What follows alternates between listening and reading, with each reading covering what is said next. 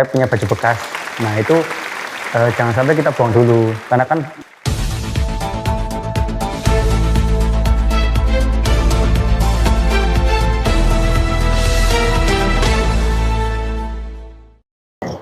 Halo Sobat Blangkoners, berjumpa lagi bersama saya Engelbertus Kukuh Widiatmoko di Dosen Blangkon Channel.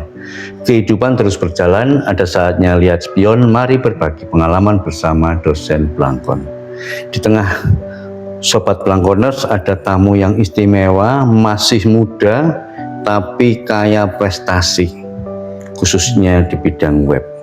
Saya memanggilnya Mas Muhammad. Assalamualaikum Mas. Waalaikumsalam. Sehat ya Mas ya? Selamat sore Pak, ya sehat. Sobat Blangkoners, Mas Muhammad ini baru saja mengikuti lomba dan akhirnya juara 1 tingkat nasional. Tentu berkaitan dengan website. Tapi sebelum mendapat cerita, silahkan menyapa sekaligus memperkenalkan Sobat Blangkoners Mas Muhammad. Oh, iya. Monggo. Oke, halo Sobat Blangkoners ya, Sobat Blangkoners. Perkenalkan, nama saya Muhammad. Saya dari Prodi Teknik Informatika angkatan 2022. Sekarang saya semester 6 di kampus Universitas PGRI Kanjuruhan Malang. Ya, itu tadi sempat saya singgung Mas. Lomba web sampai juara 1 tingkat nasional. Bagaimana? Ya. Jenis Lombanya atau temanya juga Mas? Baik Pak. Untuk lombanya sendiri itu diselenggarakan oleh Universitas Atmajaya Kampus 3 di Yogyakarta. Atmajaya Jogja. Atmajaya Yogyakarta Kampus 3. Itu nama lombanya itu WDC atau Web Development Competition. Web Development Competition. WDC disingkat. Terus yang menyelenggarakan itu namanya IFES, namanya IFES, yaitu IFES-nya dari Universitas Atmajaya. Biasanya kan ada nama kayak UKM lah, semacam UKM gitu ya. Namanya IFES. Nah, di situ mereka menyelenggarakan lomba yang bertema Fashion Eco, ECO. Fashion Eco.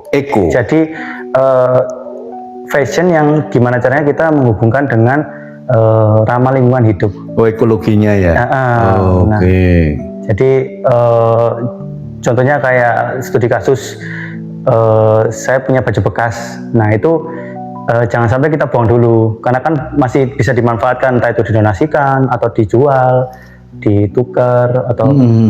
Nah, terus juga kita disarankan untuk memakai produk-produk fashion itu yang ramah lingkungan. Jadi kayak bahannya itu diperhatikan apakah itu bahan daur ulang atau tidak, atau bahannya ada linen organiknya. Nah itu kita perhatikan juga, khususnya di pewarna, kalau bisa gunakan produk fashion yang bahan pewarnanya alami. Ya, gitu. Mas Muhammad ini sendiri atau Saya berdua, tapi teman saya Mas kebetulan bisa ya? Kebetulan belum bisa datang. Oke. Ya, yang menjadi pertanyaan menarik saya itu, kok sampai punya ide itu dari mana, Mas? Ya sebenarnya untuk ide banyak sih Pak. Sebenarnya kan ini kan lombanya kan udah pendaftarannya itu udah dari sebulan 2 bulan yang lalu kan. Jadi untuk ide itu pertama kita kita manfaatkan dari internet dulu.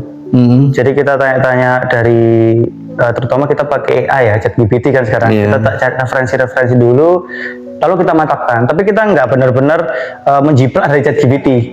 Jadi kita cuma cari referensi. Nah dari ide itu kita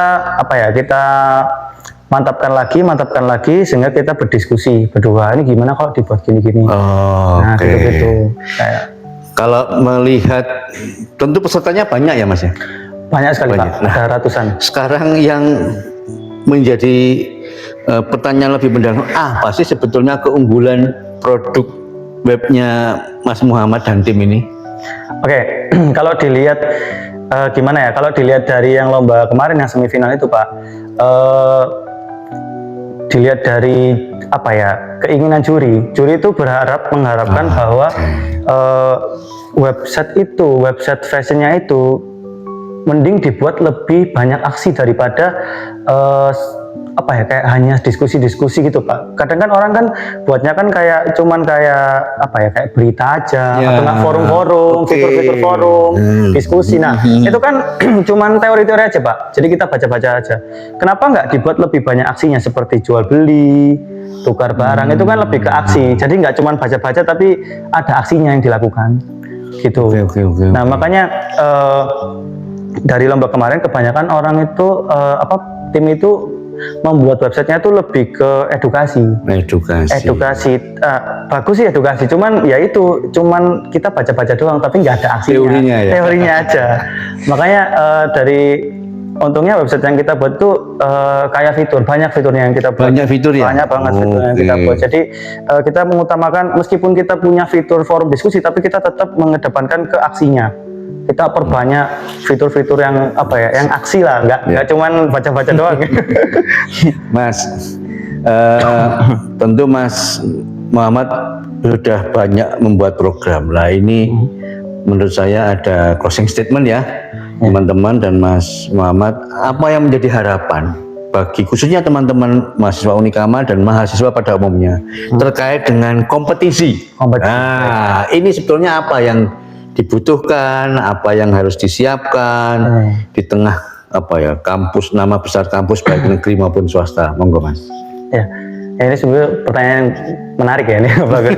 Pertanyaan yang bagus. Soalnya yang kita tahu kan kebanyakan mahasiswa itu kan kalau ikut kompetisi itu bahasa zaman sekarangnya itu insecure dulu. Insecure dulu. Ya guys ya, insecure ya. Iya, karena mereka melihat bahwa yang mendaftar itu dari kampus-kampus yang dibilang ternama.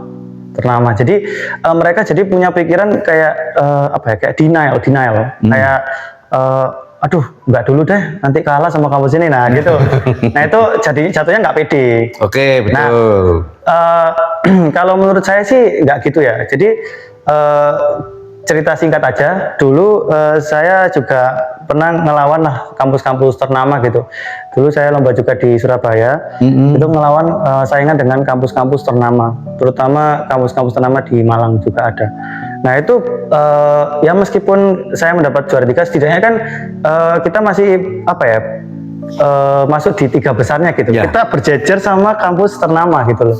Jadi itu bukan kalau dibilang skill itu bukan dari dari kampus. Sebenarnya itu kan dari diri kita masing-masing. Individunya, bukan dari kampus mana gitu loh, bukan dia dari mana, tapi dari individunya gitu.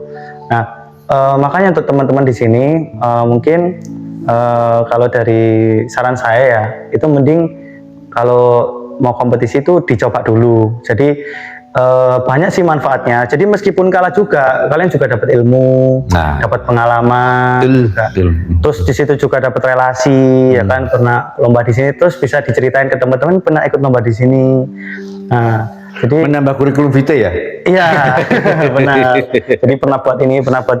Jadi nggak usah mikir kalah menangnya dulu. Jadi urusan kalah menang itu belakangan. Yang penting kalian udah berusaha, kalian udah buat karyanya.